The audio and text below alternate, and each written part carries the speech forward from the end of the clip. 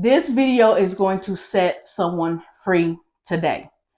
I in the past used to be a very big people pleaser because I didn't have a roadmap for my life. I didn't know who I was or where I was going, and I didn't have a sense of purpose. And I want to talk to those who may feel like they're in the same boat or somebody who just got out of people pleasing, because this video can help you when it comes to making decisions. I want you to know that when you have a relationship with God, a personal relationship, and when you can hear the voice of God, it becomes very clear on who you are, what you're doing, and what you are to do.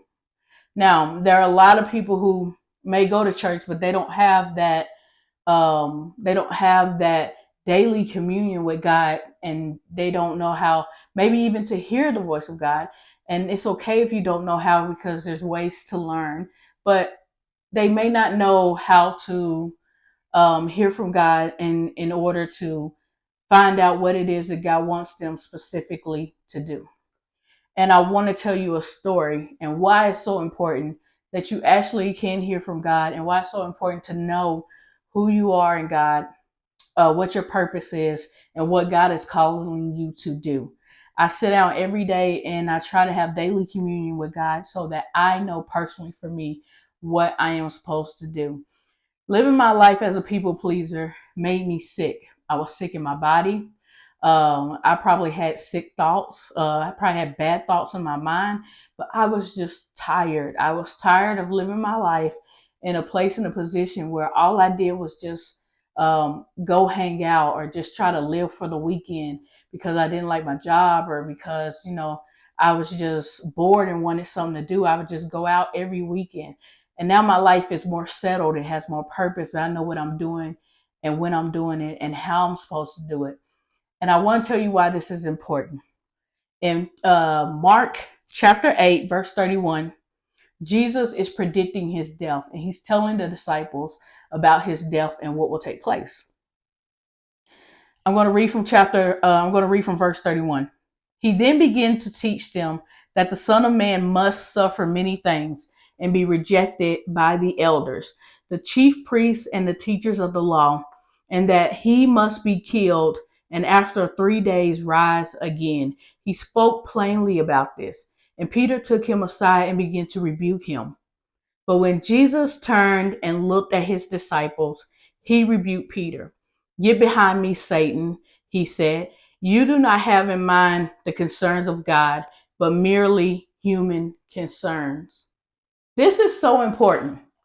And it is important because as you walk with God, there are going to be people who come up to test you, people who come to see if you are really what you say you're about.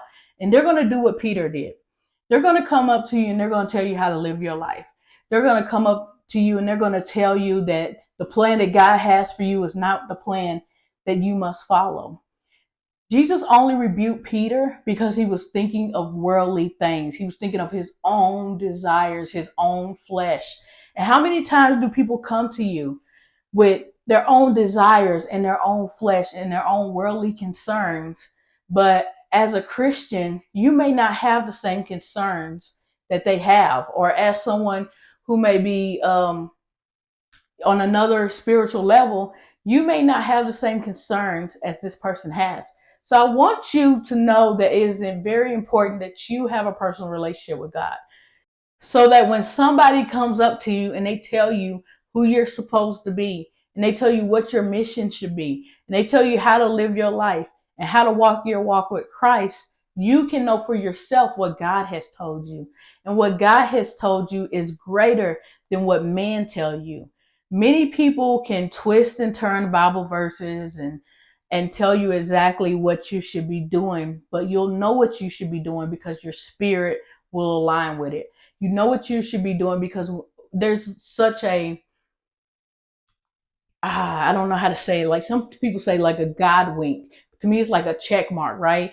It's like if God tells you tomorrow, go give money to somebody who's homeless, and just say that everything lines up. Say the homeless person is there. Say you have the right amount of money.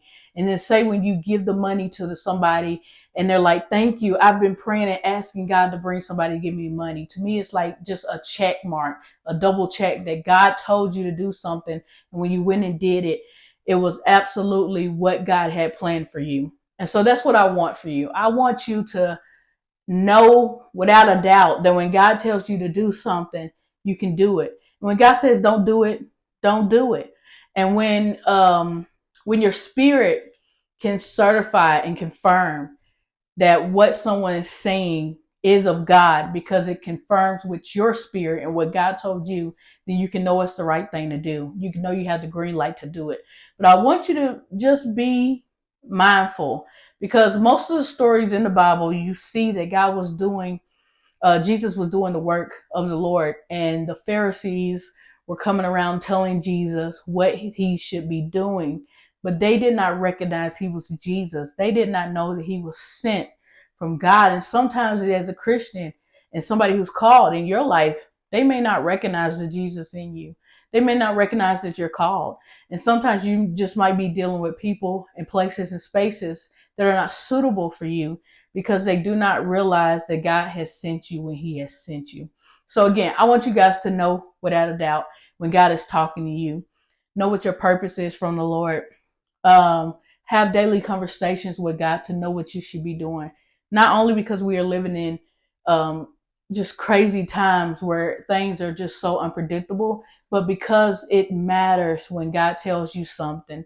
He doesn't want the enemy or he doesn't want naysayers to come up and tell you any different. I hope this video helps somebody and it sets you free to listen to God and not men because we worship God. We don't worship men. Have a great day.